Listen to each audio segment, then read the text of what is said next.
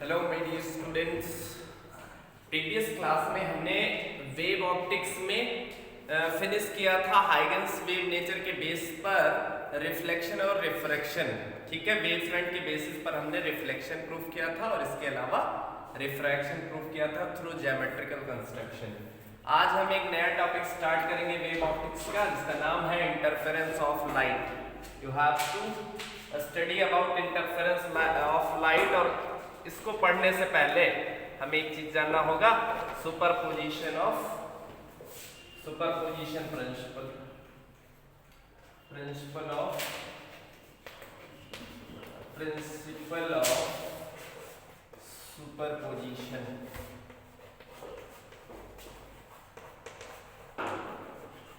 Principal of superposition, इस principal से आप लोग फैमिलियर होंगे। क्लास 11th में हमने वेव में पढ़ा था प्रिंसिपल ऑफ सुपरपोजिशन। अगर आप लोगों को याद होगा तो उसको रिकॉल करिए। हमने बताया था कि जब टू और मोर वेव्स, ठीक है, एक ही डायरेक्शन में ट्रेवल कर रही हो, when two or more waves travels in the same direction, then at any point, जब वो किसी पॉइंट पर मिलती हैं तो उनका जो रिजल्टेंट डिस्प्लेसमेंट होता है वो इंडिविजुअल वेव्स के डिस्प्लेसमेंट के वेक्टर सम के इक्विवेलेंट होता है। समझ में आ गई बात? तो वही प्रिंसिपल ऑफ सुपरपोजिशन है। लिख लेते हैं, it states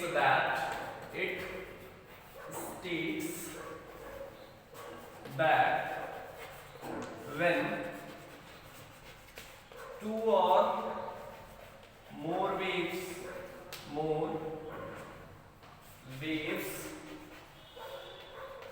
travels in same direction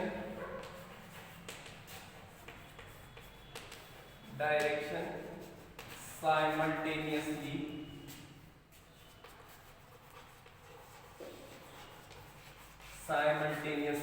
then at any point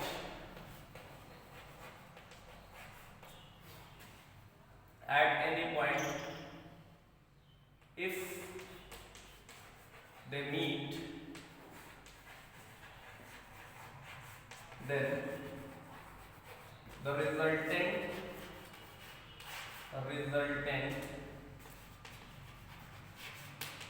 displacement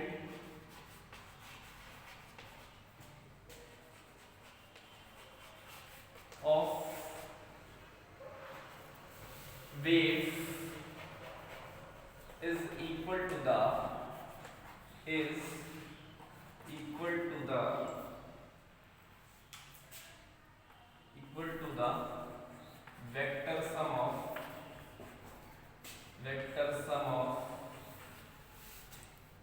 displacements of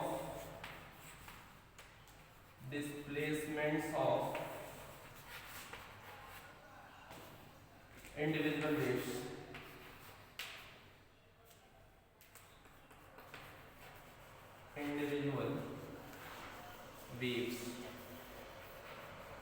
That is, अगर एक वेव है, सपोज दैट यहाँ पर एक वेव है और ये डिफरेंट वेव्स क्या कर रही हैं, इधर ट्रेवल कर रही हैं एक ही डायरेक्शन में, और ये एक से ज्यादा वेव्स हैं, तो किसी पॉइंट पर, जिस पॉइंट पर वो मीट कर रही हैं, उस पॉइंट पर अगर हमें रिजल्टेंट डिस्प्लेसमेंट लेना हो तो जो रिजल्टेंट डिस्प्लेसमेंट होगा वो इंडिविजुअल वेव्स के डिस्प्लेसमेंट्स के वेक्टर सम के इक्विवेलेंट होगा। यानी इसको हम लिख सकते हैं y1 plus y2 plus y3 plus dot dot dot. ठीक है ना? और यही हमारा क्या है, प्रिंसिपल ऑफ सुपरपोजिशन। ठीक है ना? नोट डाउन कर लीजिए फटाफट से, एक बार फिर से समझ लीजिए। when two or more waves propagate या travels in the same direction, then at any point, ठीक है, they meet, the resultant displacement of the vectors will be equal to the displacements of individual waves. Clear है? अब हम बात करेंगे हमारे main topic की इंटरफेरेंस ऑफ लाइट की। अगर नोट करना है तो पॉज करो।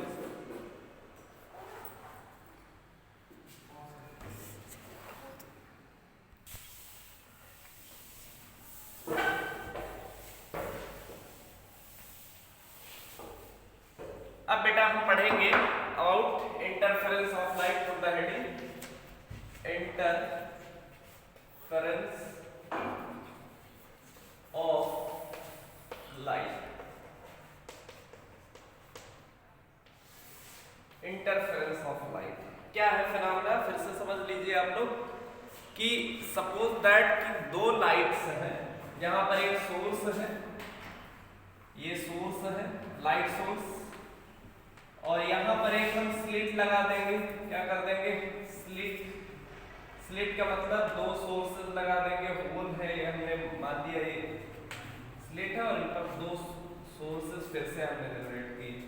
जब लाइट यहां से पास होगी तो आगे मीडियम में किसी भी पॉइंट पे क्या करेगी? ये मीट करेंगी ये दोनों लाइट, और जहां पर ये मीट करेंगी तो कुछ पॉइंट्स पे लाइट इंटेंसिटी मैक्सिमम होगी और कुछ पॉइंट्स पे लाइट इंटेंसिटी मिनिमम होगी, और इसी फिनोमेना को ही हम क्या बोलेंगे?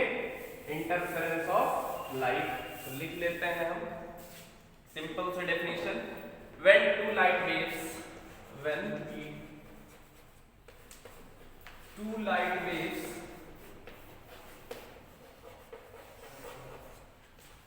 of same frequency, same condition होनी चाहिए, फ्रीक्वेंसी अप्रॉक्स सेम होनी चाहिए, same frequency, same frequency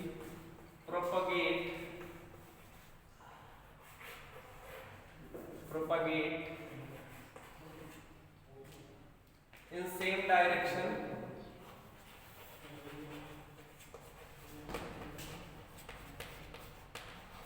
then after superposition of light, superposition of light, the intensity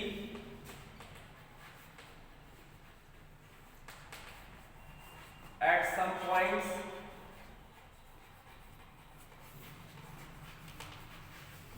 becomes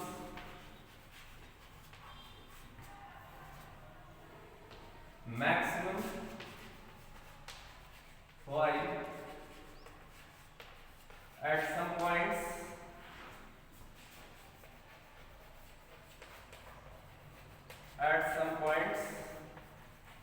minimum. This phenomenon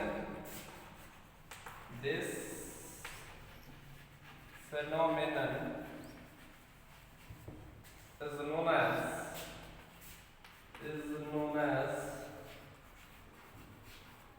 interference of light, interference of light। Clear हो गया? अब बेटा हमने कहा कुछ पॉइंट्स पे क्या होगी? मैक्सिमम होगी, और कुछ पॉइंट्स पे इंटेंसिटी मिनिमम होगी। जिन पॉइंट्स पे इंटेंसिटी मैक्सिमम होगी उसे हम बोलेंगे कंस्ट्रक्टिव इंटरफेरेंस। क्या बोलेंगे? Constructive interference. और जहां पर मिनिमम इंटेंसिटी होगी उसे हम बोलेंगे डिस्ट्रक्टिव इंटरफेरेंस। तो लिख लेते हैं intensity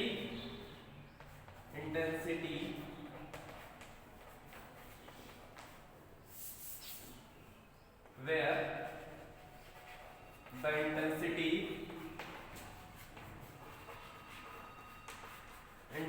of light maximum, that is known as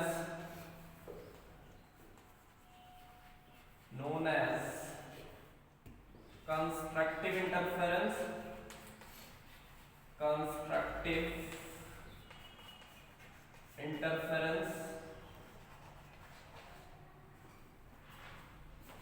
while intensity were minimum, where intensity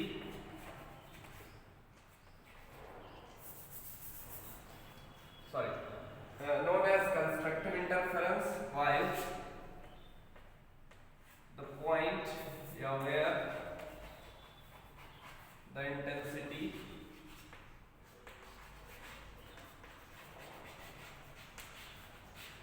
minimum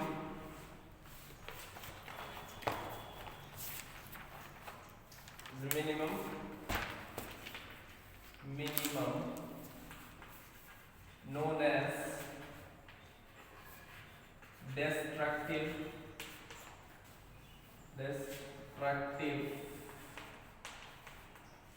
interference।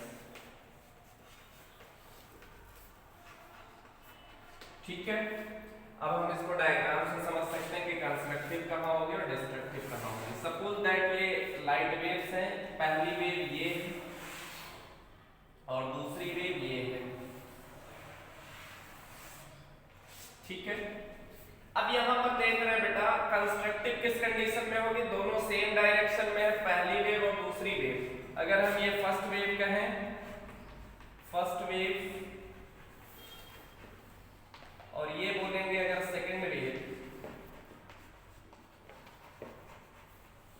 तो यहां पर दोनों का मैक्सिमम रिस्पांस होगा, मतलब जो हमारा रिजल्टेंट वेव हो जाएगी वो इस टाइप से हो जाएगी। यानी ये क्या हो जाएगी, रिजल्टेंट वेव, और इसे हम क्या बोलेंगे, कंस्ट्रक्टिव इंटरफेरेंस। कंस्ट्रक्टिव इंटरफेरेंस लिख समझ में आई बात कि नहीं। तो कंस्ट्रक्टिव का मतलब है जब दोनों सेम डायरेक्शन में होंगी वेव्स और उनका जो रिजल्टेंट होगा वो मैक्सिमम हो जाएगा। अगर हम बात करें डिस्ट्रक्टिव इंटरफेरेंस की, तो एक वेव इस टाइप से चल रही है, दूसरी वेव इस टाइप से चल रही है, तो ऑब्वियसली बात है इन दोनों का सेम अपोजिट डायरेक्शन है वेव की, यानी जो हमारा रिजल्टेंट होगा वो क्या होगा, मिनिमम होगा। यानी ये फर्स्ट वेव है, ये सेकंड वेव है, और जो रिजल्टेंट होगा वो क्या होगा, डिस्ट्रक्टिव इंटरफेरेंस होगा। Destructive interference. आई होप आप लोगों को समझ में आ गया होगा कि इंटरफेरेंस क्या होता है। When two light waves having same frequency propagate in a same direction, then after superposition of light waves, intensity becomes maximum at some points while minimum at some points. This phenomenon is known as what? Interference of light, where the intensity is maximum known as constructive interference, while the intensity were minimum known as destructive interference।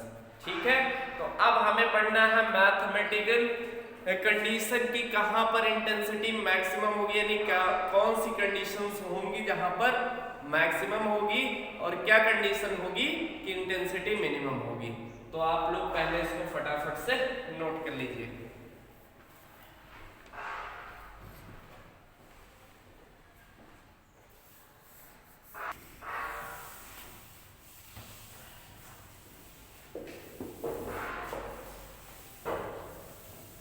अब बेटा हम देखेंगे condition for constructive interference and destructive interference, यानी intensity maximum और minimum की condition हम find करेंगे। ठीक है, तो put the heading condition for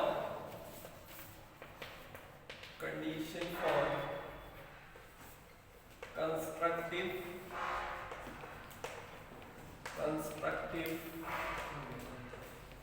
and destructive interference।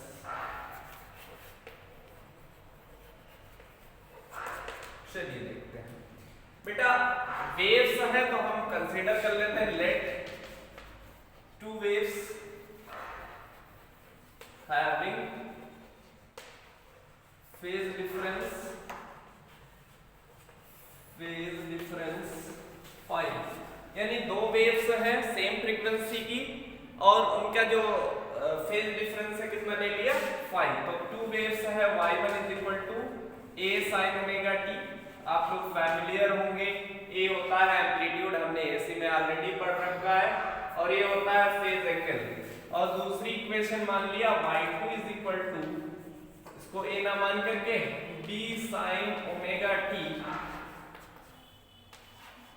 Five minus five, ठीक है,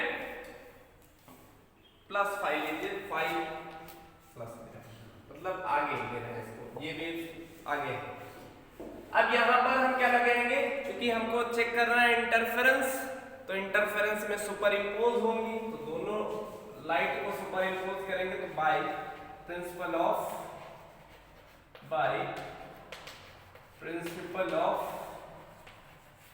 सुपरपोजिशन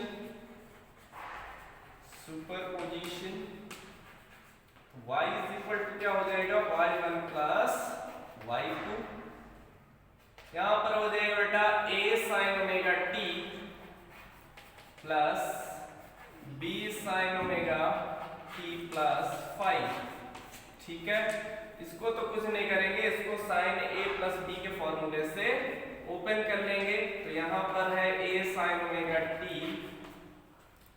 फॉर्मूला होता है sin a cos b plus cos a sin b, हमने पढ़ रखा है फॉर्मूला, आप लोग जानते हैं sin a प्लस b का फॉर्मूला क्या होता है, sin a प्लस b का फॉर्मूला होता है sin a cos b plus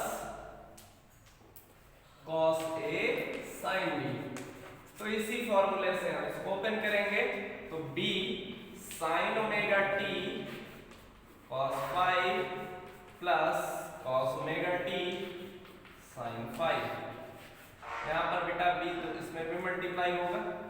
यहाँ पर देखते हैं हम sin ओमेगा t क्या है, कॉमन है, तो ये sin ओमेगा t कॉमन आ जाएगा, ब्रैकेट में क्या बचेगा, यहाँ पर a plus b cos 5 plus b cos omega t sin 5, ठीक है। अब बेटा देखो, समझिए क्या हम कहना चाह रहे हैं, कि ये दो वेव्स थी, वो सुपर इम्पोज हुई, और सुपर इम्पोज होने के बाद रिजल्टेंट वेव ये आई। वेव की इक्वेशन इसी टाइप की होनी चाहिए, क्योंकि हमने पढ़ रखा है, या तो cos हो या तो sin हो, a sin ओमेगा t हो या a cos omega t, doesn't matter, but ये जो रिजल्टेंट वेव आई थी, कि दोनों सुपर इम्पोज हुई, ऐसा तो हुआ नहीं कि वेव गायब हो गई, डिस्ट्रॉय हो गई, ऐसा नहीं है, वेव सुपर इम्पोज हुई है, और सुपर इम्पोज होकर के वेव ही फॉर्म करेंगे। तो हम क्या करेंगे, ये जो रिजल्टेंट वेव आई है हमारी सुपर इम्पोज होने के बाद, इसको भी हम किस फॉर्म में कन्वर्ट करेंगे, वेव के फॉर्म में कन्वर्ट करेंगे।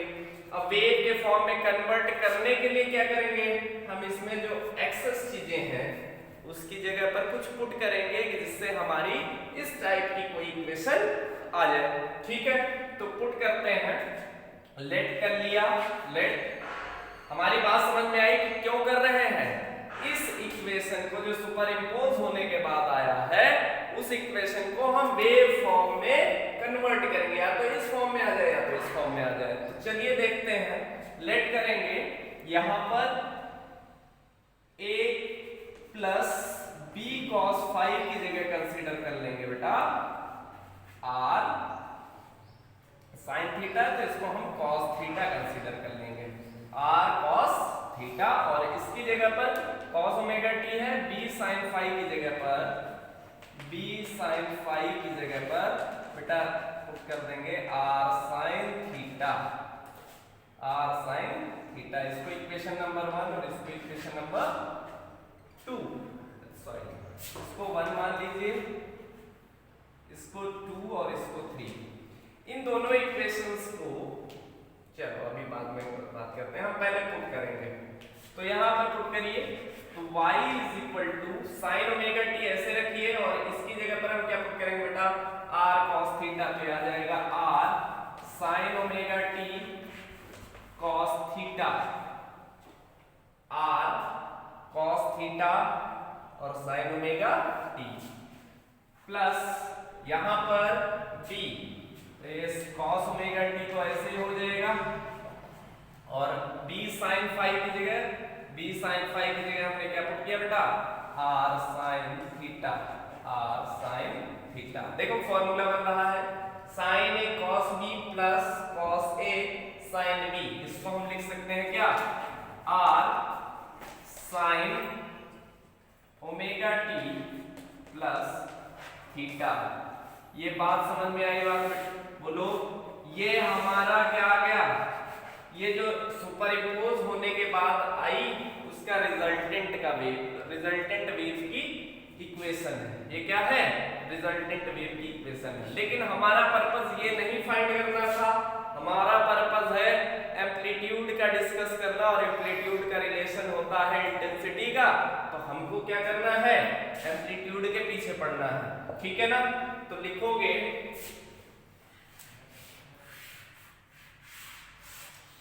Amplitude of resultant waves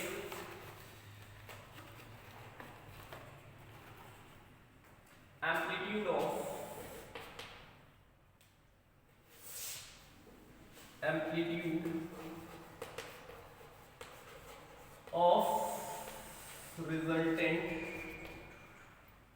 resultant wave. तो यहाँ पर r की वैल्यू हम यहाँ से निकालेंगे, दोनों का स्क्वायर करेंगे, तो इक्वेशन 2 का स्क्वायर करके 3 से स्क्वायर करके जोड़ देंगे। तो इक्वेशन 2 और 3 का स्क्वायर करोगे तो ये आ जाएगा r cos square theta plus r square sin theta. r square अगर हम कॉमन ले लेंगे तो यहाँ पर ये आ जाएगा sin square theta plus cos square theta, ठीक है? और यहाँ पर हो जाएगा a plus b cos phi का होल स्क्वायर और प्लस यहाँ पर क्या हो जाएगा बेटा? b sin square phi. इतना क्लियर है आप लोगों को?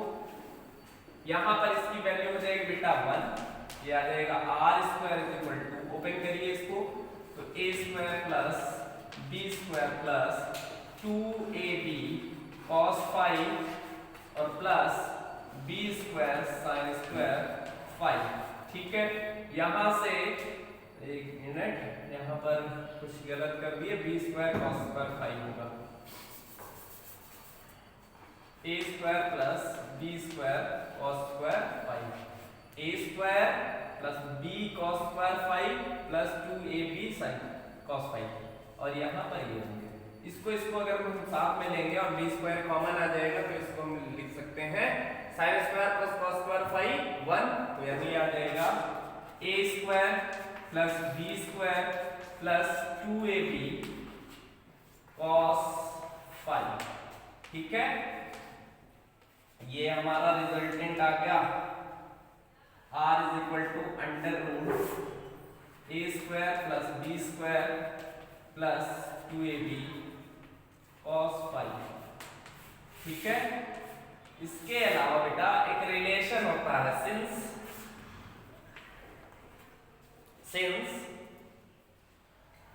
एम्पलीट्यूड इंटेंसिटी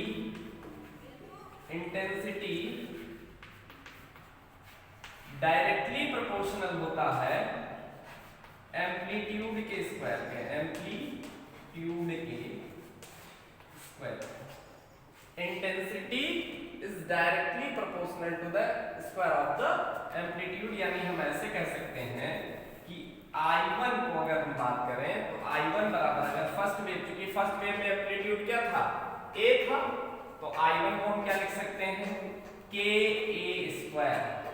k क्या होगा? कोई कांस्टेंट होगा, वेव कांस्टेंट। I1 क्या होगा? Intensity of first wave. इसी तरीके से I2 को हम क्या लिख सकते हैं बेटा? k b square. और अगर रिजल्टेंट की बात करेंगे तो I इज इक्वल टू क्या लिख सकते हैं? k r square.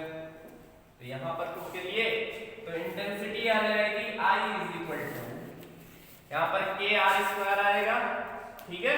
तो सारी चीजें कैंसिल हो जाएंगे, I इज इक्वल टू आ जाएगा I1 प्लस I2। अब यहाँ चूंकि a स्क्वायर तो है नहीं, तो यहाँ क्या आ जाएगा? रूट I1 और रूट I2 प्लस का 2 root I1 I2 cos phi. ये क्या हो गया बेटा? Resultant intensity of interfering waves.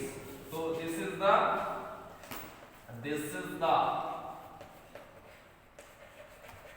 resultant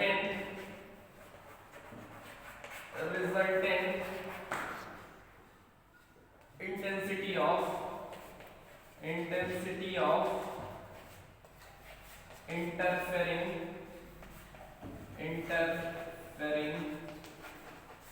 waves. Note down कर लीजिए फटाफट से, ये रिजल्टेंट इंटेंसिटी आ गई हमारे दोनों वेव्स की। अब यहां पर देखो हमको पढ़ना है कंस्ट्रक्टिव और डिस्ट्रक्टिव इंटरफेरेंस की कंडीशन। तो यहाँ I1 I2 तो कोई चेंज नहीं होगा, चेंज किस में होगा, फेज में होगा। और यहीं से हम बात करेंगे कंस्ट्रक्टिव और डिस्ट्रक्टिव इंटरफेरेंस के, यानी हम इसी रिजल्ट के बारे में डिस्कस करेंगे। फटाफट से नोट कर लीजिए, मिटाना पड़ेगा ये सारी चीजें और उसके बाद हम डिस्कस करेंगे कंस्ट्रक्टिव एंड डिस्ट्रक्टिव इंटरफेरेंस के बारे में। नोट डाउन कर लीजिए फटाफट से।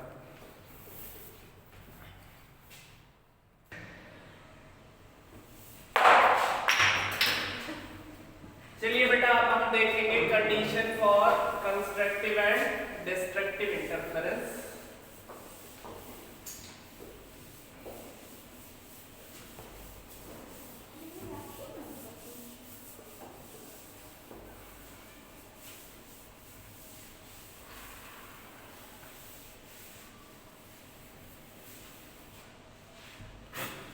हमारे पास दो कंडीशंस मिली हुई है, एक है r equal to a square plus b square plus 2ab cos phi. ये किसके रिस्पेक्ट में है, ये तुम्हारा एम्पलीट्यूड है और ये है इंटेंसिटी। तो पहले condition for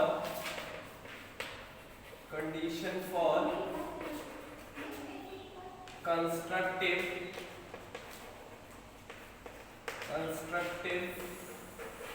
interference.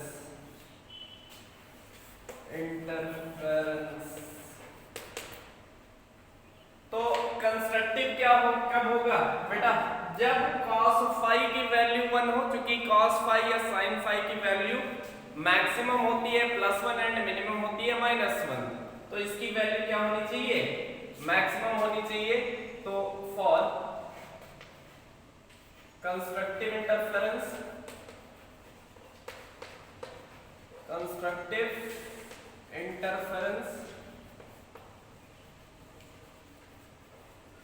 cos phi क्या होना चाहिए बेटा, मैक्सिमम होना चाहिए। मैक्सिमम का मतलब +1 होना चाहिए और +1 कब होगा, जब +1 जब कब होगा, जब फाई की वैल्यू या तो 0 हो या 2 पाई हो, 4 पाई।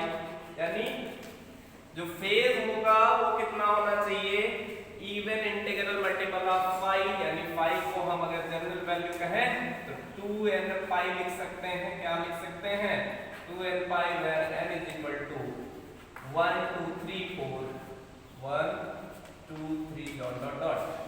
ठीक है ना। अब हम लगाएंगे फिर पाथ डिफरेंस और फेज डिफरेंस के बीच रिलेशन। ठीक है ना। सो सिंस ये पाथ डिफरेंस और फेज डिफरेंस के बीच का रिलेशन होता है delta x is equal to lambda upon 2 pi into phi. This is the relation between path difference and phase difference. ये हम आगे पढ़ेंगे। ठीक है ना। तो यहाँ पर फाई की जगह पर वैल्यू पुट कर दीजिए, तो delta x is equal to आ जाएगा बेटा lambda upon 2 pi into phi की वैल्यू 2n पाई, यानी यहां से कैंसिल हो गया, आ जाएगा n लैम्डा। यानी ये याद रखना, ये रिजल्ट हम यूज करेंगे फॉर कंस्ट्रक्टिव इंटरफेरेंस। जो वेव्स हैं उनके बीच का पाथ डिफरेंस क्या होना चाहिए, वेवलेंथ का जो नंबर्स होंगे कंप्लीट नंबर्स, उनके इंटीग्रल मल्टीपल होगा। और क्योंकि cos फाई की वैल्यू हमने +1 ले रखा, और अगर यहाँ पर +1 पुट करोगे तो i की जो वैल्यू आएगी वो बेटा आ जाएगी, cos फाई की वैल्यू जैसे ही 1 पुट करोगे तो आ जाएगा i1 + i2 + 2 √i1 i2, यानी इसको लिख सकते हो √i1 + √i2 का होल स्क्वायर। यानी ये आ जाएगा हमारा बेटा I max, यानी ये कंस्ट्रक्टिव इंटरफेरेंस के लिए ये रिलेशन होगा। कैसे आएगा, इसका स्क्वायर करोगे तो i1 आ जाएगा, a square plus b square ये i2 आ जाएगा plus 2 under root i1 i2, ठीक है ना। और अगर हम किसकी बात करें, एम्पलीट्यूड की बात करें, तो एम्पलीट्यूड मैक्सिमम की कंडीशन में क्या हो जाएगा, a प्लस b का होल स्क्वायर, ये आ जाएगा हमारा एम्पलीट्यूड। हमारा रिलेशन ये इंपॉर्टेंट है, इससे रिलेटेड न्यूमेरिकल्स आते हैं, ठीक है ना, न्यूमेरिकल्स से रिलेटेड करवाएंगे। फटाफट से नोट कर लीजिए, फिर हम डिस्ट्रक्टिव इंटरफेरेंस की बात करेंगे। नोट डाउन कर लीजिए।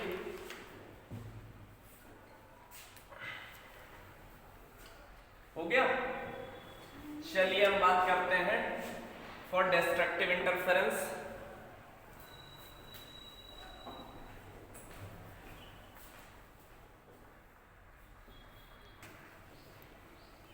चलिए हम पढ़ेंगे condition for destructive interference. Destructive interference,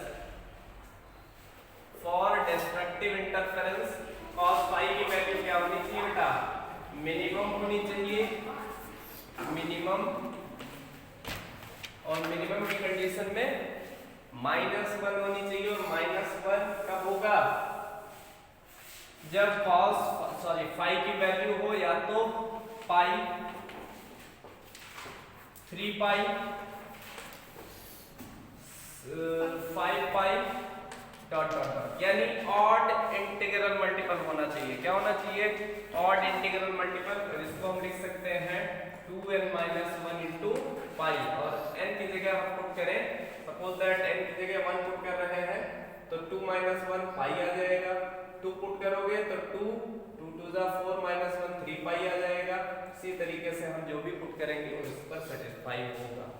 relation होता है path difference and phase difference में, फाई की जगह हम वैल्यू पुट करेंगे बेटा 2n-1 इंटू पाई, पाई से पाई क्या हो जाएगा, कैंसिल हो जाएगा, रिलेशन आ जाएगा हमारा 2, और 2 से इसको डिवाइड करेंगे तो डेल्टा x की वैल्यू आ जाएगी बेटा lambda n-1/2। This is the relation between path difference and phase difference for what? Constructive interference। और अगर हम I minimum की बात करें तो I minimum कितना हो जाएगा, cos फाई की वैल्यू पुट करोगे -1 तो 2ab हो जाएगा, यानी आ जाएगा under root I1 minus under root I2 का whole of square. This is the minimum intensity of light. अगर हम रिजल्टेंट एम्पलीट्यूड की बात करें तो R मिनिमम हो जाएगा A plus B minus B का होल स्क्वायर, ठीक है ना। नोट डाउन इट फटाफट। और फिर हम बात करेंगे position of maxima and minima in interference pattern and fringe width.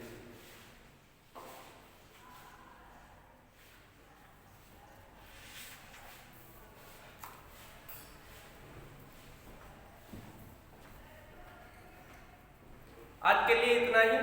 Next class में हम डिस्कस करेंगे condition for maxima and minima and fringe width. Okay, thank you all.